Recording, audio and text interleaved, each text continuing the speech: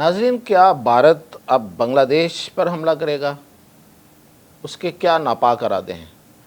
और दूसरा ये कि नेतन्याहू को खिलाफत उस्मानिया की याद क्यों सता रही है? वो उसके उस खिलाफत के दोबारा आने पे क्यों इतना तिलमिला रहा है?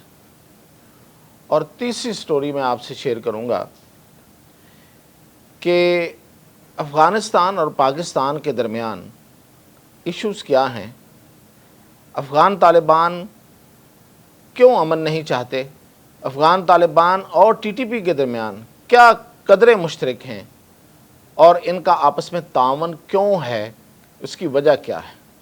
और फिर आखिर पे कि हमारे एयर चीफ ज़हीर अहमद बाबर सिद्धू ने बड़ा एक अहम बयान दिया है, वो क्या है। तो सबसे पहले कि बांग्लादेश पर क्या भारत हमला कर सकता है, ये एक बहुत बड़ा इस वक्त सवाल है।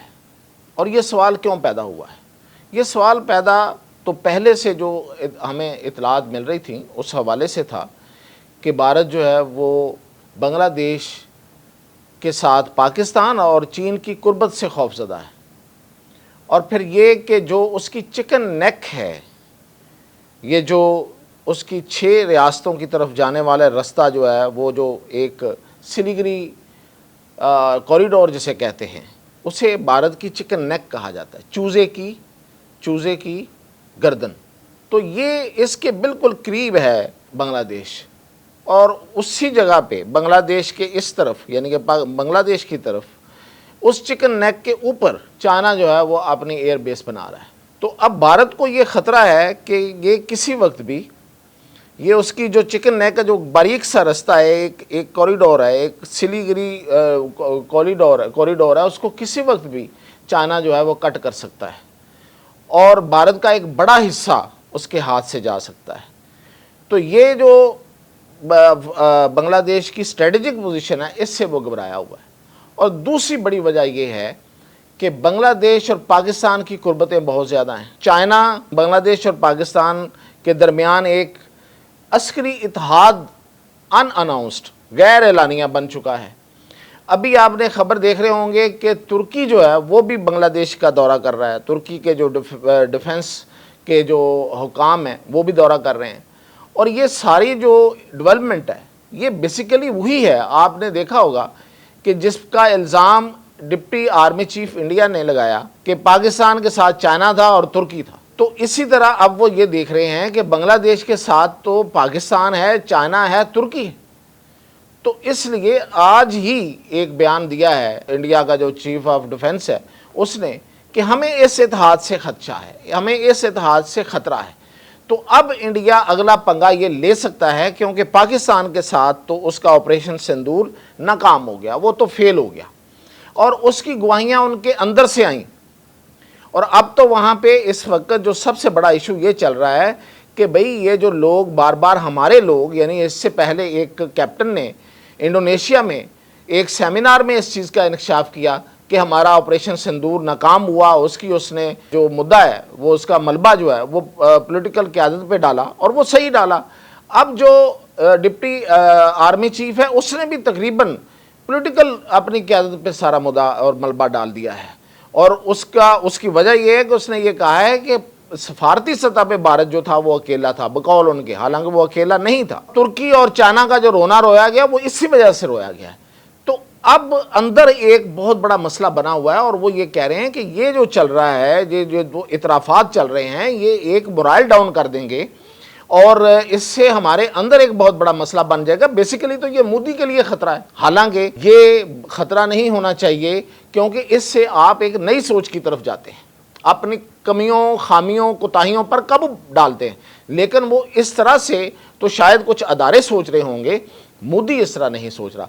तो ये है कि इस वक्त वो ये जो ऑपरेशन सिंदूर है उसकी नाकामी, उसकी जो खिफत उठानी पड़ी है उसको, जो उसकी जो पूरी दुनिया में उसकी दुर्गत हुई है और अंदर जो बन रही है, उसके बदला उतारने के लिए वो इस वक्त बांग्लादेश पे हमला करने का सोच सकता है। और ये इतलात आ रही हैं कि उसकी प्लानिंग है और ये उसकी प्लानिंग जो है वो नेतन्याहू से भी थोड़ी मुश्तरक है کہ اگر وہ دوبارہ سے نیتن یاہو جو ہے کوئی حملہ کرتا ہے کسی بھی ملک پہ، بڑا حملہ یعنی کہ ایران پہ یا لبنان پہ یا ایون غزہ پہ ایک بڑا حملہ کر دیتا ہے، تو شاید اس کو اسی ٹائمنگ میں یہ کوشش کرے گا بھارت بھی کہ وہ بنگلہ دیش پہ حملہ کرے۔ لیکن اس میں ایک چیز جو ہے وہ بھارت کو شاید اس سے روک دے کہ وہ یہ ہے کہ پاکستان، ترکی اور چین جو ہیں وہ ہینڈ اینڈ گلو ہیں بنگلہ دیش کے ساتھ،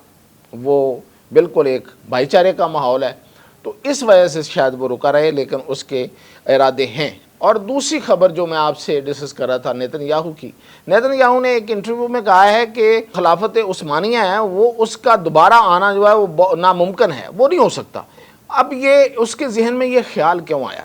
اصل میں نیتن یاہو کے جو ارادے ہیں، جو اصل صہیونیت ہے، جو اصل یہودیت ہے، جو ان کے ڈیزائنز ہیں، وہ پھیلاؤ کے ہیں، وہ آگے سے آگے جانے کے ہیں۔ اور جس طرح سے وہ جو گریٹر اسرائیل کا جو فارمولہ بتایا جاتا ہے اس کو بھی اگر دیکھا جائے تو وہ اپنے آپ کو پھیلانا چاہتا ہے۔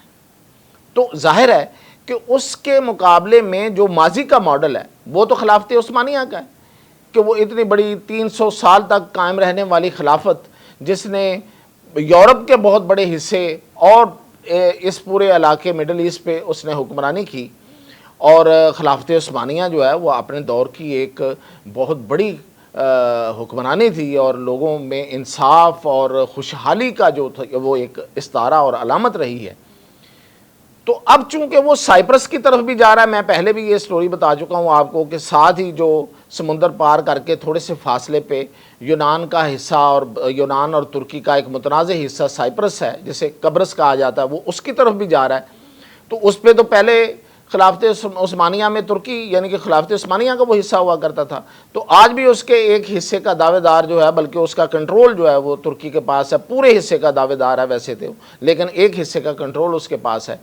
تو وہ جو ایک حصہ یونان کے پاس ہے اس پہ اب یہ نظریں گاڑے ہوا ہے، اور وہاں پہ جا کے یہ بڑی تیزی سے اپنے پاؤں پھیلا رہا ہے، اور وہاں پہ زمینیں خرید رہے ہیں، اور وہاں پہ اپنے اسٹیبلشمنٹ بنا رہے ہیں۔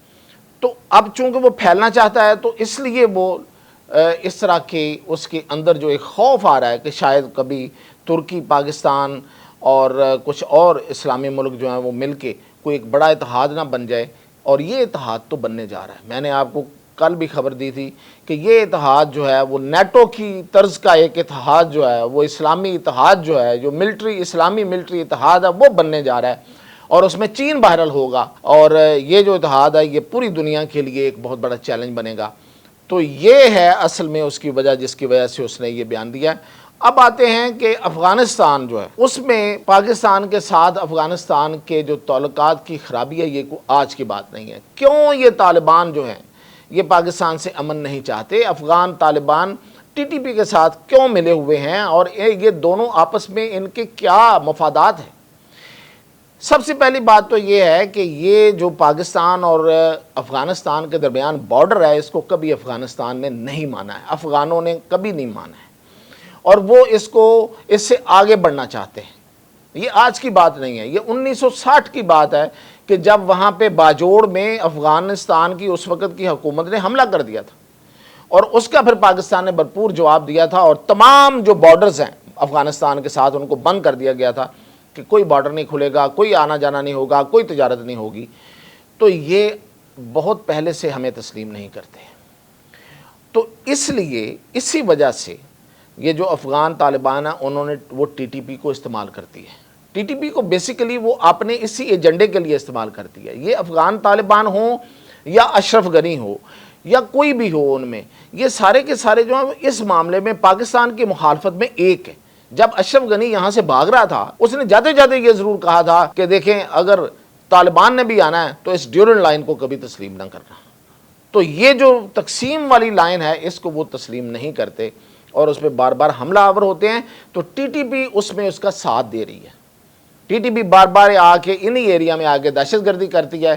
اور دوسری وجہ جو ہے وہ ظاہر ہے کہ وہ پشتون اور افغان اور آپس میں ایک جس کو وہ پشتون ولی کہتے ہیں، حالانکہ حقیقت کیا ہے، ہسٹری یہ کہتی ہے کہ افغانوں نے کبھی ان پشتونوں کو نہیں مانا، یعنی کہ ان کو اپنے برابر کا کبھی نہیں مانا۔ ٹھیک ہے وہ یہ کہتے ہیں کہ ٹھیک ہے ہماری طرح کے ضرور ہیں لیکن ہم سے کمتر ہیں، وہ ان علاقوں کو ضرور لینا چاہتے ہیں لیکن ان لوگوں کو اپنانا نہیں چاہتے۔ تاریخ گواہ ہے کہ باچا خان نے ساری عمر کوشش کی کہ وہ افغانستان کا حصہ بن جائیں، افغانستان ان کو تسلیم کر لے، افغانستان نے پوری زندگی ان کو گھاس نہیں ڈالی۔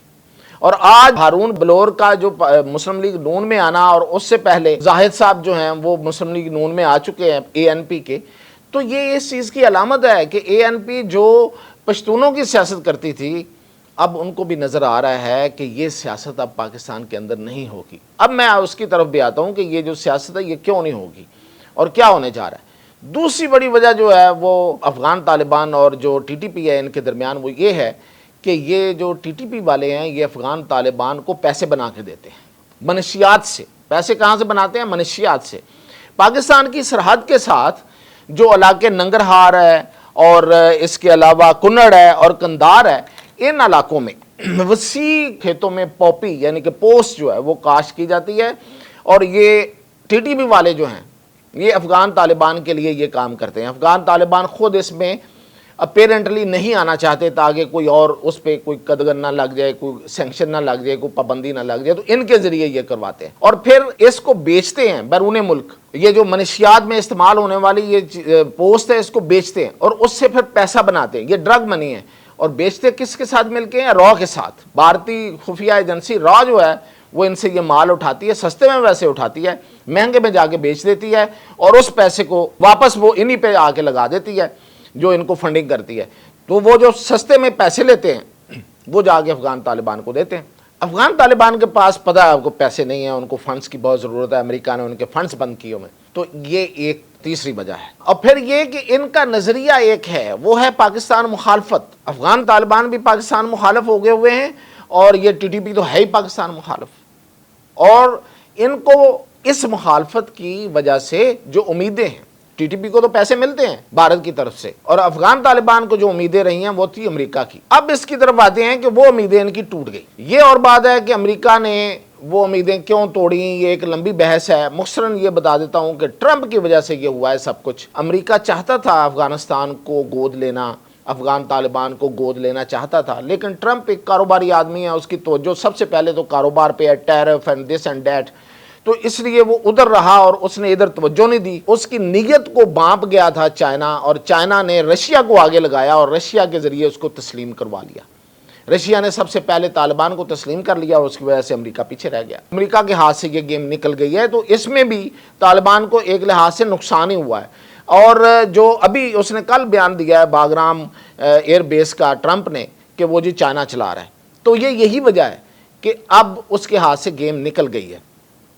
اور پھر یہ جو آئی سی سی نے انٹرنیشنل کرمنل کورٹ جو ہے اس نے جو وارنٹ جاری کیے ہیں ملا ہیبت اللہ اور وہاں کے چیف جسٹس کے، تو وہ یہ بھی امریکی اس جو ایک فرسٹریشن ہے اس معاملے میں کہ ہم پیچھے رہ گئے، اس کی علامت ہے۔ تو یہاں پہ ایک ٹکراؤ تو ہے انٹرنیشنل فورسز کا، انٹرنیشنل طاقتوں کا، سب کا، لیکن اس میں پاکستان جو ہے وہ افغانستان کو تسلیم کرنے میں ابھی راضی نہیں ہے، اور اس نے چائنا کو بھی یہ بتایا ہے کہ دیکھیں آپ چائنا نے ہماری ملاقات کروائی تھی اسحاق ڈار کی اور ملا متقی کی وہاں پہ، اور اس کے بعد یہ طے ہوا تھا کہ افغان طالبان اس دہشت گردی کو کنٹرول کریں گے اور پھر پاکستان اس کو تسلیم کرے گا۔ پاکستان نے پہلا سٹیپ لے لیا، اس کو سفیر کا درجہ دے دیا، سفیر وہاں ان کا آ گیا، پاکستان کا سفیر بھی ادھر چلا گیا، لیکن افغان طالبان اپنا وعدہ پوری طرح سے پورا نہیں کر رہے، اس وجہ سے پاکستان ابھی تک جو ہے وہ پیچھے ہے اس معاملے میں، اور چائنا کو بھی اس نے بتایا ہے۔ تو یہ صورتحال اس وقت تک جو ہے وہ افغانستان کے ساتھ ہے، اور وہ وہاں سے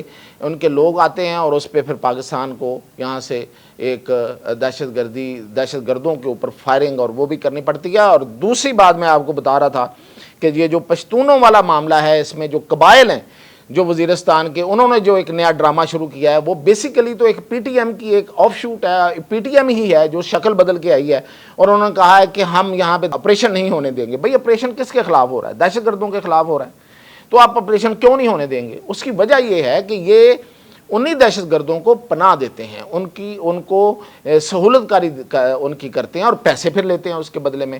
تو اس لیے پاکستان نے کہہ دیا ہے کہ یا ادھر ہوں یا ادھر ہوں، ہم تو یہ آپریشن کر کے رہیں گے۔ تو یہی وجہ ہے کہ اے این پی جو ہے اس کو سمجھ آ گئی ہے، اس کے جو اصل لیڈرشپ ہے، تو وہ اب ڈیلیوٹ ہو رہی ہے۔ پی ٹی ایم نے بھی اپنا نام شام بدل لیا ہوا ہے، وہ اب ان قبائل کی سر پہ، ان کے کندھے پہ کھیل رہی ہے۔ تو یہ اب ٹنٹنا جو ہے یہ ختم ہونے کو ہے۔ اب آتے ہیں اس طرف کہ ایئر چیف کا ایک بہت بڑا بیان آیا ہے، یہ ہمارے پاکستان فضائیہ کے سربراہ ظہیر احمد بابر سدھو کا، اور انہوں نے ایک بہت بڑے فری لانسر صحافی ہیں، ایک ایڈیٹر ہے جو ایئر فورسز پہ جس کا بڑا کام ہے اور پوری دنیا میں اس کی ایک ساکھ ہے، وہ پاکستان میں آیا اور انہوں نے آ کے یہاں پہ انٹرویوز کیے۔ تو اس پہ جو گفتگو کیا ہے ایئر چیف نے، اس میں ایک بہت بڑا انکشاف یہ کیا ہے کہ انڈیا کے 5 اور 10 مئی کے درمیان انڈیا کے 6 نہیں 7 جہاز گرائے ہیں۔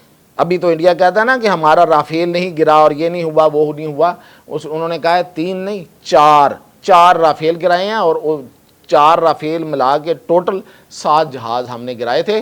اور اس وقت انہوں نے ایک یہ بھی کہا ہے کہ ہم نے ان کا تمام سیٹلائٹ ڈیٹا لنک کٹ کر دیا تھا، ان کا جی پی ایس جیم کر دیا تھا، ان کے راڈارز تباہ تھے۔ تو آپ یہ سمجھیں کہ انڈیا کی ایئر فورس ہے وہ زمین بوس تھی، اٹھنے کے قابل نہیں تھی اس دوران، اور اس کا اعتراف تو انڈیا بھی کر چکا ہے۔ تو یہ سب سے بڑا اس وقت جو آفیشلی جو سب سے پہلے سب سے اہم بات یہ ہے کہ ابھی تک جو آفیشلی بیان آیا وہ ایئر چیف کا، اس میں انہوں نے 7 جہازوں کا کہا ہے۔ تو یہ تھی اب تک کی اپڈیٹ، مزید اپڈیٹ کے ساتھ حاضر